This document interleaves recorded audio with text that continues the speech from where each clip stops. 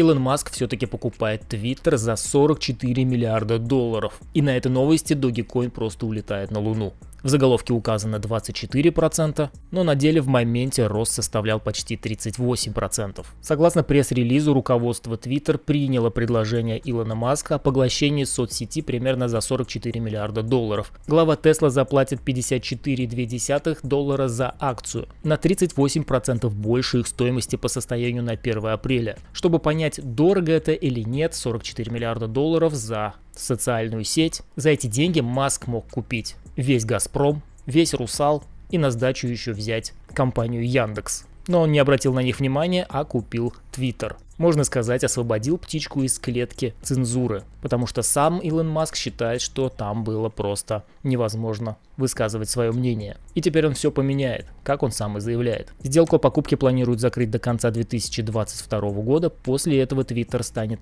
частной компанией, акции можно будет продавать и покупать только на внебиржевом рынке. И вот, кстати, его твит, в котором он написал и выразил надежду, что его самые яростные критики не покинут платформу, потому что именно это означает свободу слова. Маск также назвал Twitter цифровой городской площадью, где обсуждаются жизненно важные вопросы будущего человечества. Я хочу сделать Twitter лучше, чем когда-либо, дополнив его новыми функциями, сделав алгоритм открытыми для повышения доверия, победив спам-ботов и аутентифицируя всех людей. У Twitter огромный потенциал, и я с нетерпением жду начала работы с этой компанией. Именно эти слова дают надежду на то, что он с очень большой вероятностью все-таки внедрит собачью монету, а именно Dogecoin, в функционал Твиттера. Вот так выглядит график этой монеты Dogecoin, которую теперь очень тесно связывают с Твиттером. Когда мы в последний раз смотрели эту монету, мы были на завершающей стадии коррекции, на завершающей стадии нисходящего клина.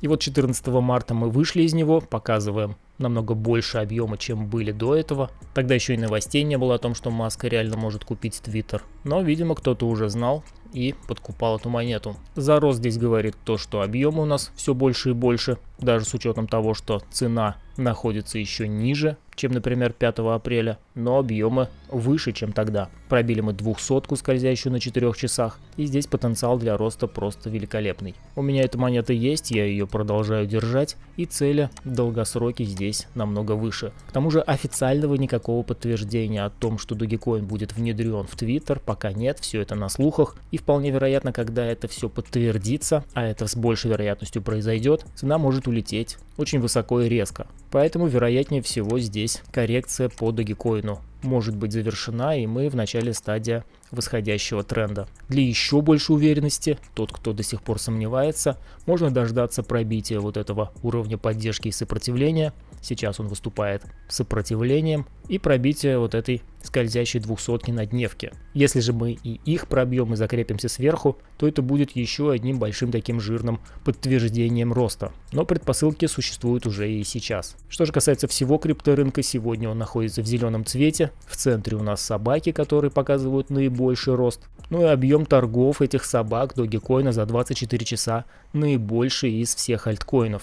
Конечно же, не считая эфириума и биткоина. Почти 7 миллиардов долларов за 24 часа – это достаточно неплохой результат, давно мы такого объема суточного не видели. Давайте посмотрим еще пару новостей. Депутат Госдумы предложил наделить Федеральную налоговую службу России функциями регулятора криптовалютного рынка. Депутат Госдумы Луговой сообщил, что новый вариант законопроекта о регулировании криптовалют предполагает наделение ФНС функциями регулятора вместо Банка России. То есть, видите, да, на что будет сделан акцент. Без разницы как, что там будет работать. Главное, налоговая, чтобы все это контролировало. Главный акцент на налогах. Он заявил, на сегодняшний день и правительство, и Государственная Дума двигаются в одном ключе с единой командой. Это значит, что мы концептуально поддерживаем друг друга. Он еще раз подчеркнул, что криптовалюты не будут приняты в качестве платежного средства, а признаются имуществом. То есть, как это, например, происходит с квартирами, с домами, с недвижкой, с автомобилями. То есть это не платежное средство, однако налоги ежегодно вы платите. Также платите налоги из продажи. Еще одна новость, связанная она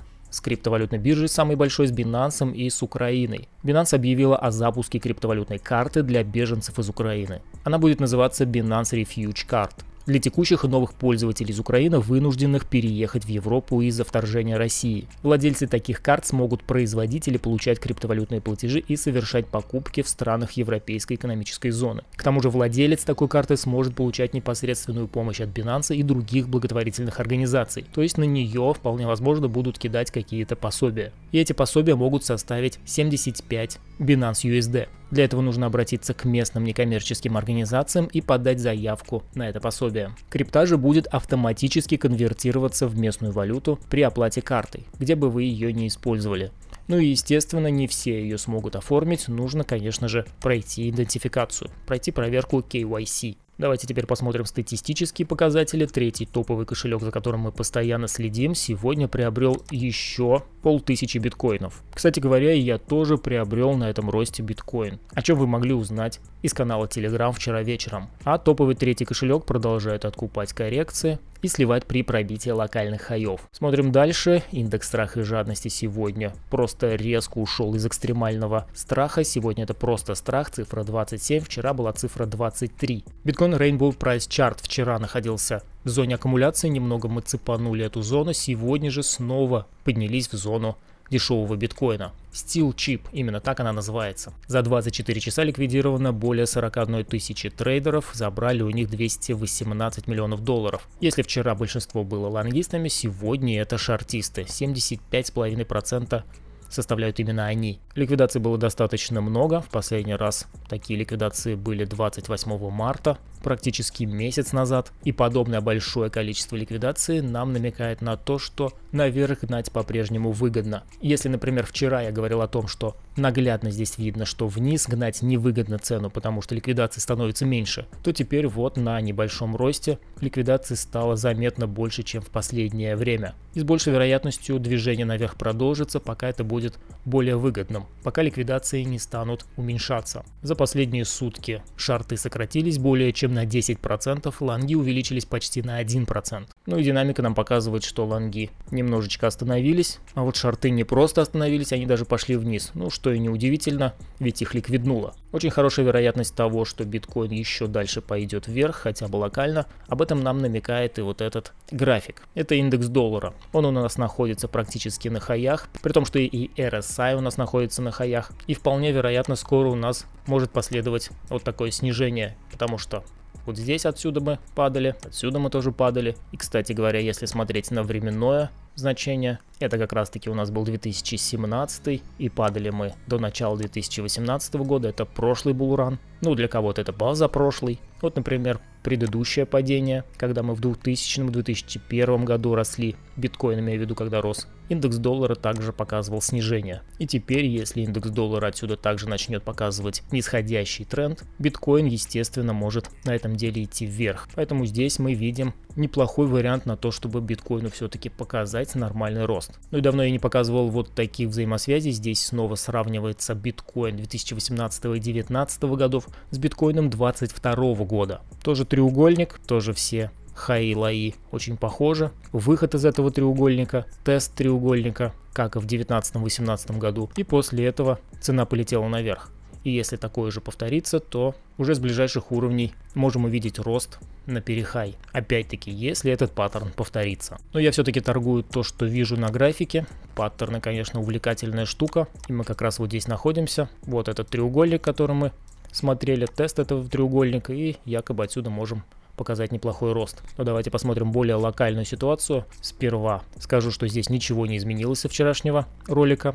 Также находимся в треугольнике. Также после выхода из этого треугольника, после завершения его формирования в приоритете здесь рост на перехай. Ну а если смотреть локально, в прошлый раз, когда я заходил, покупал биткоин, и у меня вчера буквально сработал стоп, я заходил после того, как сформировался импульс. Так вот, здесь снова у нас сформирован импульс, поэтому я взял из текущих, как в прошлый раз, и на откате буду добирать до тех пор, пока мы не пробьем вот этот лой. Именно пробитие этого лоя на уровне 38200 отменит возможный разворот и принесет мне очередной, хоть и небольшой, но неприятный убыток.